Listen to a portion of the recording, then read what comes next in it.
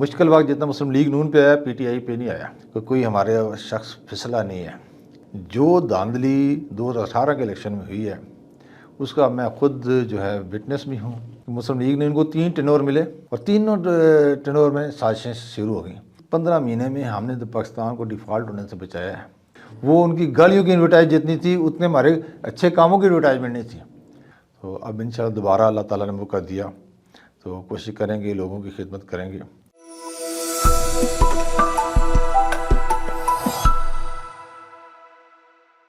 وی exclusive کے ساتھ میں ہوں بلال عباسی۔ پاکستان میں عام انتخابات میں تقریباً 60 دنوں سے کم وقت رہ گیا ہے اور تمام پارٹیوں نے خصوصاً مسلم لیگ نون نے اپنے امیدوار فائنل کرنے کا آغاز کیا ہوا ہے۔ ہم ابھی شہر اقتدار میں موجود ہیں اور یہاں سے مسلم لیگ نون کے ایم این اے بھی رہ چکے ہیں۔ آج ہمارے ساتھ موجود ہیں جناب انجم عقیل خان صاحب۔ بہت شکریہ سر وی نیوز کے ٹائم دینے کے لیے۔ اچھا سر، یہ بتائیے گا کہ آپ نے اپنا زندگی کا سفر شروع کیا پاک فوج سے اور پھر اس کے بعد آپ ریئل اسٹیٹ سے وابستہ ہوئے، پھر اس کے بعد آپ سیاست میں آ گئے۔ کیسا رہا آپ کا یہ عملی زندگی کا سفر؟ بسم اللہ الرحمن الرحیم۔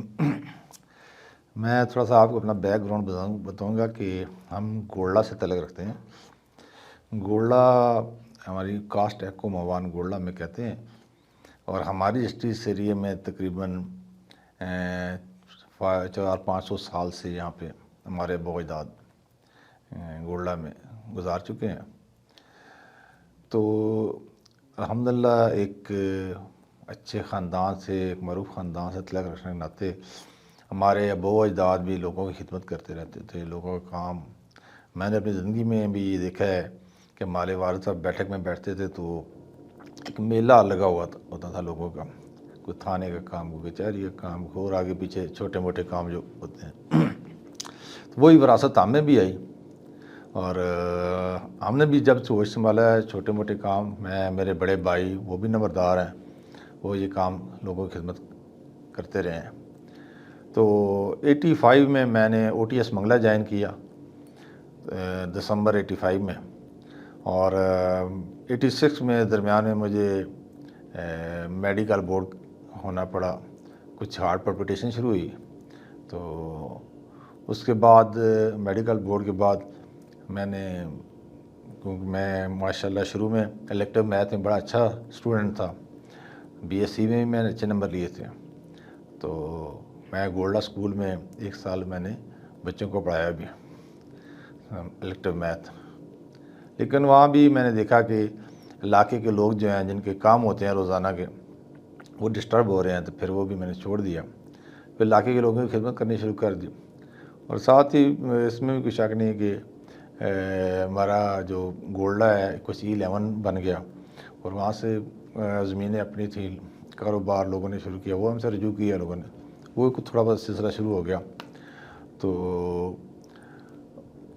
اس بزنس میں بھی شروع کر دیا، خدمت پہلے بھی کر رہے تھے۔ تو تقریباً یہ 1988 کی بات ہے کہ مجھے ایک دن خواجہ سعد رفیق صاحب اور کچھ لوگ کہے کہ جی آپ کا بندہ ہمیں پارٹی میں چاہیے، تو مجھے انہوں نے پارٹی میں مسلم لیگ یوتھ میں لے کر آئے۔ اچھا۔ اور اس وقت میں پارٹی سے ساتھ مسلم لیگ یوتھ میں اسلام آباد کا صدر رہا ہوں، سٹی صدر رہا ہوں، آج میں سیکرٹری جنرل ہوں مسلم لیگ کا۔ 2008 میں میاں صاحب نے مجھے ٹکٹ دیا، الحمدللہ ابھی ایک سیریز سے الیکشن جیتا میں نے، لیکن انلکیلی مرکز میں حکومت ہماری نہیں بنی، پیپل پارٹی کی حکومت بن گئی تھی۔ کوشش کی ہے، اس کے دوران بھی میں یہاں تعریف کروں گا یسر رضا گیلانی صاحب کا، پرائم منسٹر تھے، باوجود کہ اپوزیشن میں ہونے کے باوجود انہوں نے ہمیں فنڈ دیے، اور میں نے اپنے علاقے میں کافی حد تک گیس کے اور دوسرے کام، سیوریج کے کام کرائے، گلیوں کے کام کرائے۔ لیکن جو ایک حکومت ہو تو ایک خواہش ہوتی ہے کہ لوگوں نے مجھے چننا ہے تو میں لوگوں کی خدمت، کیونکہ میں سن آف سائل بھی ہوں، علاقے کے مسائل بہت اچھی طرح جانتا ہوں، بالخصوص سی ڈی اے کے مسائل ہیں، سٹی ایریا ہے، رورل ایریا ہے، دونوں ایریا کے جو مسائل ہیں ان سے بخوبی میں واقف ہوں۔ تو ایک دل بھر کے کام نہیں کیا جو کرنا چاہتا تھا. تو اب انشاءاللہ پھر اگلا الیکشن میں نے لوز کیا. تو اب انشاءاللہ دوبارہ اللہ تعالیٰ نے موقع دیا تو کوشش کریں گے، لوگوں کی خدمت کریں گے. ایک حب ہے دل میں کہ جو ہمارے آباء و اجداد نے سلسلہ شروع کیا تھا، اب لوگوں کی توقعات ہم سے یہ نہیں ہے تو ہم لوگوں سے زیادہ سے زیادہ خدمت کریں. اسلام آباد میں آپ کو پتہ ہے بالخصوص پانی کے مسئلے ہیں. متاثرین اسلام آباد کا بہت بڑا مسئلہ ہے. میں خود بھی متاثرین اسلام آباد میں شامل ہوں. تو اسی طرح ہیلتھ کے مسئلے ہیں، ایجوکیشن کے مسئلے ہیں. ہر دفعہ جب نیا سال شروع ہوتا ہے تو داخلے کو مسئلے پڑ جاتے ہیں. تو یہ کیپیٹل ہے، اس کو مثالی ہونا چاہیے. اس میں بالخصوص میری خواہش یہ ہے کہ ہر بچہ پڑھا لکھا ہونا چاہیے. ہر ہماری بچی ماں بہن جو ہیں وہ بڑی طرح ان کو شعور ہونا چاہیے. تو یہ خواہش ہے میری، اللہ کرے کہ یہ پوری ہو. اچھا سر، آپ نے جس طرح بتایا کہ آپ 1988 سے آپ مسلم لیگ نون کے ساتھ ساتھ ہیں اور بالکل آپ ایک گراس روٹ لیول سے آئے اور اب آپ کو 30 سال سے زیادہ وقت ہو گیا پارٹی کے ساتھ، تو جب آپ دوسری پارٹیوں میں دیکھتے ہیں کہ ایک سیاسی کارکن آتا ہے اور وہ اتنا زیادہ عرصہ جب وہ پارٹی کے ساتھ رہتا ہے تو وہ پارٹی کی کسی ایک اہم عہدے پر بھی آ جاتا ہے. آپ اگر مثال دیکھیں، آج کل وہ شیر افضل مروت صاحب ہیں، ان کو تھوڑا عرصہ پہلے کچھ بھی نہیں، کوئی بھی نہیں جانتا تھا، لیکن اب وہ پارٹی کے سینئر نائب صدر بن چکے ہیں. لیکن آپ کی پارٹی میں دیکھا جاتا ہے کہ وہ جو پارٹی عہدے ہیں وہ جسٹ ایک فیملی کے پاس ہی ہیں، اور پھر باقاعدہ طور پر میڈیا کو یا جو سیاسی شعور رکھتے ہیں ان کو باقاعدہ گروپنگ بھی نظر آتی ہے. آپ کے خیال میں کیا پارٹیز میں یہ نظام نہیں ہونا چاہیے کہ جو سیاسی ورکر ہے جس کی کافی زیادہ پارٹی کے لیے جس نے قربانیاں دی ہیں، کیا اس کو بھی کوئی عہدہ ملنا چاہیے پارٹی میں؟ دیکھیں جی، ہماری پارٹی میں تو میں سمجھتا سب سے زیادہ جمہوریت ہماری پارٹی میں ہے. اور لوگوں کو بالکل آپ دیکھیں پنجاب کا صدر ہمارا کون ہے، سندھ کا صدر کون ہے، بلوچستان کا صدر کون ہے، KPK کا کون ہے، سارے ہمارے صدور موجود ہیں. پورا پارٹی کا ایک جمہوری سیٹ اپ موجود ہے، آرگنائزیشن موجود ہے. اور ایک غلط تاثر ہے کہ سارے عہدے ہماری پارٹی کو اپنے پاس رکھتا ہے. میں اس وقت آج کے جو حالات ہیں یا آج کی جو موجودہ پارٹیاں ہیں ان میں سب سے زیادہ جمہوریت ہماری پارٹی میں ہے. تو اسی وجہ سے آپ اس جمہوریت کی وجہ سے دیکھ سکتے ہیں کہ مشکل وقت جتنا مسلم لیگ نون پہ آیا PTI پہ نہیں آیا. اس مشکل وقت سے آج تک دیکھیں کہ کوئی ہمارے شخص پھسلا نہیں ہے. پارٹی کا وہ مین جو عہدیدار ہے آگے پیچھے نہیں ہوا. باقی جب کہ آپ دوسری جماعتوں کو دیکھیں، آپ PTI کو دیکھیں کہ جو ان کی رجیم تھی وہ ساری ایک دو دو چار چار دن میں تبدیل ہوگی ساری. تو یہ جمہوریت کی وجہ سے ہے کہ لوگ اس جمہوریت پہ اعتماد کرتے ہیں، اپنے پارٹی لیڈرشپ پہ اعتماد کرتے ہیں. تو آج ہم الحمدللہ پوری پارٹی اپنی جگہ کھڑی ہے. آپ کے سامنے ہے کہ جو ہماری پارٹی کے ساتھ کیا گیا، کوئی بھی مین ہماری پارٹی کا شخص ایسا نہیں تھا جو باہر تھا. ہر جو مین اسٹیک ہولڈر ہیں سارے جیل میں تھے. تو میں تو سمجھتا ہوں کہ الحمدللہ ہماری پارٹی آج کے تمام پارٹیوں میں جمہوری طور پر ہماری پارٹی ایک نمبر پہ ہے. تمام لوگوں کو انہوں نے اکاموڈیٹ کیا ہے، اپنے پارٹی کے ورکر کو، اپنے پارٹی کے سینئر عہدیداروں کو انہوں نے اکاموڈیٹ کیا ہے. اور آج الحمدللہ ہر بندے کی اپنی اپنی جگہ پہ عزت ہے، رسپیکٹ ہے. آپ کے سامنے ہے شاہد خان صاحب وزیر اعظم بھی بنے ہمارے. تو اسی طرح باقی آپ سارے لوگ دیکھ لیں، خواجہ سعد رفیق ہیں سارے، کوئی شخص ہمارا پارٹی سے پھسلا نہیں ہے. تو یہ اللہ تعالیٰ کی خصوصی ایک میں سمجھتا ہوں. اچھا سر، یہ بتائیں کہ آپ نے انتخابات میں حصہ لیا، گزشتہ جو 2-3 انتخابات ہوئے، 2008 میں انتخابات ہوئے، 2013 میں ہوئے اور پھر 2018 میں ہوئے. آپ کے خیال میں کون سے انتخابات جو تھے وہ صاف شفاف تھے؟ کس میں دھاندلی ہوئی، کس میں سیاسی انجینئرنگ کی گئی؟ دیکھیں یہ وہ چیز تو چھپی رہی کوئی نہیں. آپ کے سامنے ہے کہ 2008 میں الیکشن بھی میں سمجھتا ہوں کافی حد تک فیئر ہوئے، 13 میں بھی فیئر ہوئے. عمران خان صاحب نے الزام لگایا کہ جی 35 پنچر 4 سیٹیں اور یہ وہ، خود ہی انہوں نے کہا جی وہ تو سیاسی اسٹنٹ تھا. تو الحمدللہ میں یہ ضرور کہوں گا کہ اس سے پہلے سارے الیکشن فیئر الیکشن تھے کافی حد تک. میں نہیں کہتا 100%، لیکن جو دھاندلی 2018 کے الیکشن میں ہوئی ہے اس کا میں خود جو ہے وٹنس بھی ہوں. اس کا خود میں سفر بھی میں نے کیا ہے کہ میرے پولنگ اسٹیشن پہ مجھے اندر جانے نہیں دیا جا رہا تھا، میرے پولنگ ایجنٹ کو باہر نکال دیا گیا تھا. یہ تو میں خود اس کا آئی وٹنس ہوں اور خود میں نے سفر بھی کیا. تو اسی طرح باقی جو پولنگ اسٹیشن ہے وہ بھی اسی طرح حالات آپ دیکھ لیں گے. جو مین اسٹیک ہولڈر ہے، اگر میں کینڈیڈیٹ ہوں تو اندر جو بیلٹ باکس پڑے ہیں میرے پڑے ہیں جی ایسے اس کا میں اس پہ اسٹیک پہ ہوں. تو مجھے اپنے پولنگ باکس والے کمرے میں نہیں جانے دیا گیا، میرے ایجنٹوں کو نکال دیا گیا. تو وہ سب سے زیادہ ڈسپیوٹڈ الیکشن تھے اور آج ثابت بھی ہو رہا ہے وہ ڈسپیوٹڈ الیکشن تھے. اب انشاءاللہ یہ بھی الیکشن ہوں گے آپ کے سامنے، آپ کو نظر آئے گا کہ الیکشن فیئر ہوتے ہیں تو لوگوں کا اعتماد ہوتا ہے، حکومت چلتی ہے. انشاءاللہ یہ الیکشن بھی فیئر ہوں گے، آپ دیکھیں گے. اچھا سر، نون لیگ جو ہے وہ اپنے امیدوار تقریباً فائنل کر رہی ہے اور انٹرویوز بھی ہو رہے ہیں. ایک عام آدمی کے لیے جاننا یہ ضروری ہے کہ جو کوئی بھی پارٹی ہے یا جو جیسے نون لیگ ایک لیڈنگ پارٹی ہے ملک کی، یہ جو امیدوار فائنل کرتی ہے اس میں کیا قابلیت دیکھتی ہے؟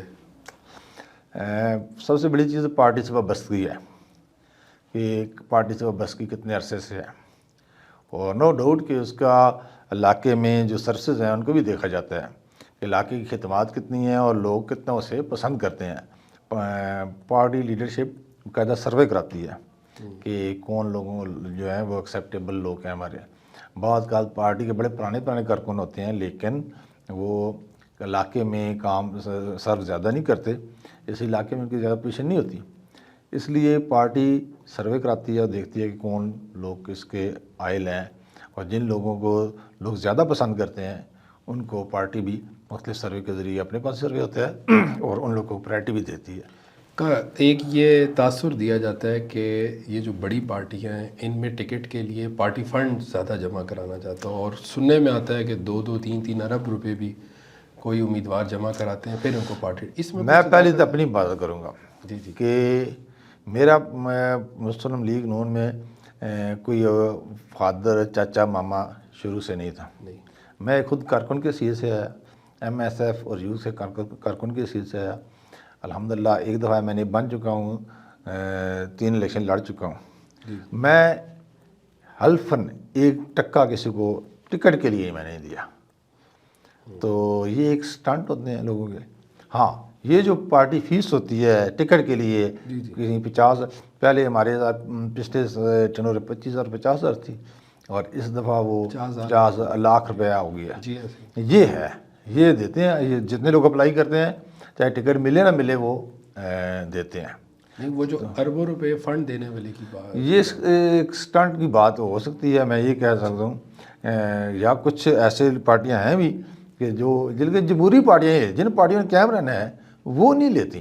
اگر پی ٹی آئی نے اربوں روپے اکٹھے کیے ہیں نا، آج وہ کدھر گئے ہیں؟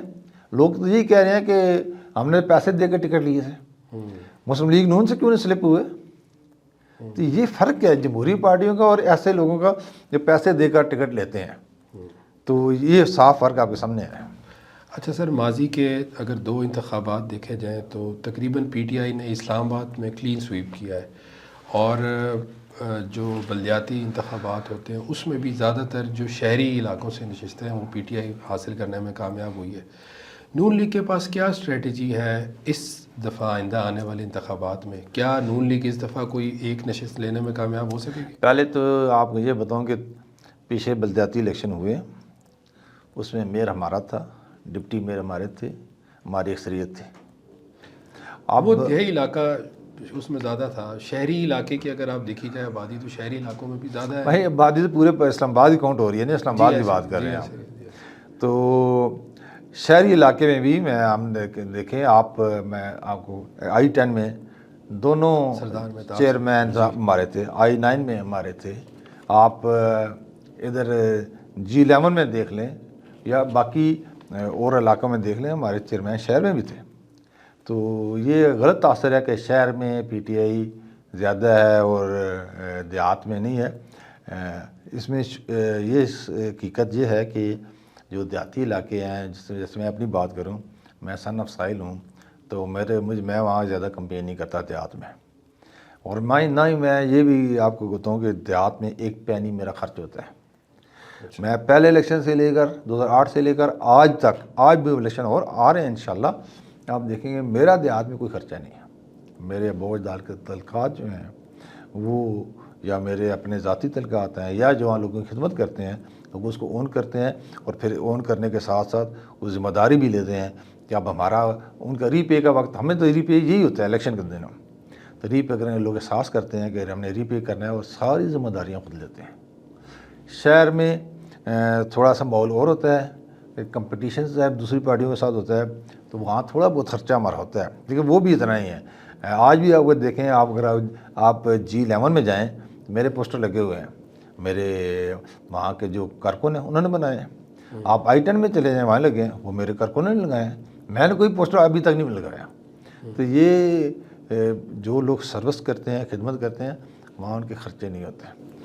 اچھا سر، آخر میں یہ بتا دیجئے گا کہ 2018 کے جو انتخابات تھے، اس میں جو نون لیگ کا بیانیہ تھا، نواز شریف کا جو بیانیہ تھا، وہ تھا کہ ووٹ کو عزت دو، لیکن کیا ابھی بھی نون لیگ جو ہے یا نواز شریف جو ہے وہ اپنے اسی ووٹ کو عزت دو والے بیانے پر قائم ہے؟ ابھی وہ فرنٹ پہ نہیں آ رہا بیانیہ؟ بالکل اسی پہ قائم ہے، ووٹ کو عزت دو۔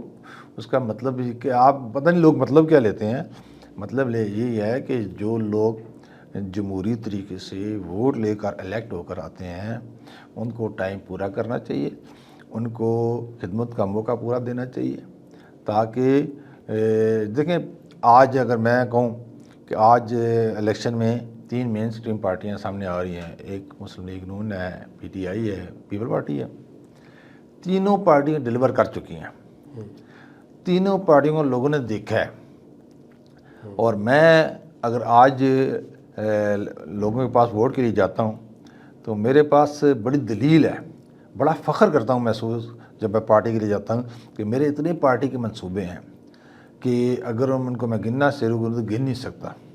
تو جب لوگوں کو بتاتا ہوں تو لوگ پھر اس پہ مولڈ ہوتے ہیں۔ میں صرف اتنا ضرور کہوں گا کہ جتنا سوشل میڈیا دوسری جماعتیں استعمال کرتے ہیں، ہماری پارٹیوں میں رجحان کم تھا، لیکن اب وہ بھی انشاءاللہ ہم ان کی کمپیٹیٹو تقریباً ہو چکے ہیں، ٹھیک ہے جی۔ کیونکہ ہم جو کام کرتے تھے اتنی اس کی ایڈورٹائزمنٹ نہیں تھی، وہ ان کی گالیوں کی ایڈورٹائز جتنی تھی اتنے ہمارے اچھے کاموں کی ایڈورٹائزمنٹ نہیں تھی۔ تو انشاءاللہ اب دیکھیں گے آپ اس الیکشن میں کہ لوگ باقاعدہ رسپانس کریں گے۔ اب ہم بھی سوشل میڈیا کے ذریعے لوگوں کو تک اپنے جو خدمات ہیں، جو ہماری پارٹی کی خدمات ہیں، آپ یہ لوگ جانتے ہیں کہ مسلم لیگ نے ان کو 3 ٹینور ملے، تینوں ٹینور انکمپلیٹ ہم نے چھوڑنے پڑے، اور تینوں ٹینور میں سازشیں شروع ہو گئیں۔ آپ جب 2013 کے الیکشن کی بات کریں، 2013 کے الیکشن ہم نے جیتا، اس کے بعد دیکھیں کہ عمران خان صاحب وہ 35 لے کر میدان میں آ گئے، اور چائنا کا صدر پاکستان آ رہا تھا، $100 بلین کی انویسٹمنٹ کرنے آ رہا تھا، وہ یہاں نہیں آ سکا اور وہ انڈیا چلا گیا۔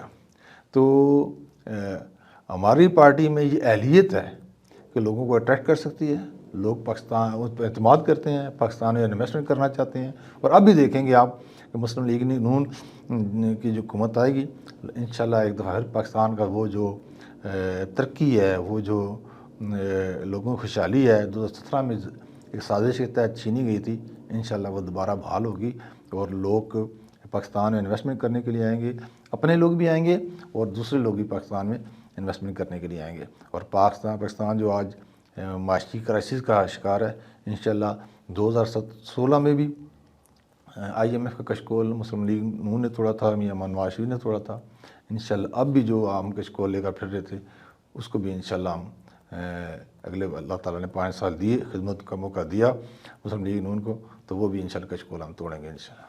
یہ آخر میں آپ نے بات کی یہ جو کشکول توڑنے کی اور IMF کے پاس جو ہے نا IMF سے واپس اپنی رائے جدا کرنے کی، 1.5 سالہ جو ابھی دور حکومت تھا شہباز شریف صاحب کا، ان کی کارکردگی سے کس حد تک مطمئن ہیں آپ؟ دیکھیں جی، جو 3.5 سال پونے 4 سال میں عمران خان نے معاشی حالت تباہی کر دی تھی، اس کا اگر وہ IMF کے پاس تو وہ گئے ہیں، لیکن جو تباہی ہو چکی تھی اس کے لیے جلدی جانا چاہیے تھا۔ اس میں اگر اس کے جو 3.5 سال کی کارکردگی ہے، اس کا سارا جو ہے عوام پر نے وہ سارا مصیبت بھگتی ہے، وہ آپ کے سامنے ہے۔ آج مہنگائی کس طرح عروج پہ ہے، افراط زر کس طرح ہے، ڈالر کی کیا قیمت ہے۔ تو یہ 15 مہینے میں ہم نے تو پاکستان کو ڈیفالٹ ہونے سے بچایا ہے، پاکستان کو گرے لسٹ ہم نے نکالا ہے۔ اور نہ صرف یہ کیا ہے بلکہ اسلام آباد کے اندر آپ دیکھیں، یہاں اسلام آباد پر میں میاں شہباز صاحب کے وزیر اعظم تھے، حکومت تھی، یہ بڑے بڑے میگا پروجیکٹ ہم نے مکمل کیے ہیں۔ ابھی بھی میں بیٹھوں تو 5-7 میگا پروجیکٹ آپ کو بتا سکتا ہوں کہ ہم نے مرگلہ ایونیو بنائی ہے، ہم نے بارکوئی بائی پاس بنایا ہے، ہم نے ایکسپریس ہائی وے بنائی ہے، ہم نے IGP روڈ بنایا ہے، ہم نے یہ بڑے بڑے برجز انڈر پاس آپ کے سامنے یہ بنائے ہیں، ہم نے میٹرو بس بنائی ہے۔ یہ لمیٹڈ ٹائم میں ہم نے 15 مہینے کیا ہوتا ہے، اور جب ملک معاشی طور بھی دیوالیہ ہونے والا تھا تو اس نہ صرف ہم نے سنبھالا دی ہے بلکہ جتنا ٹائم تھا اس سے زیادہ استطاعت سے پاکستان کی ترقی کے لیے کام کیا ہے۔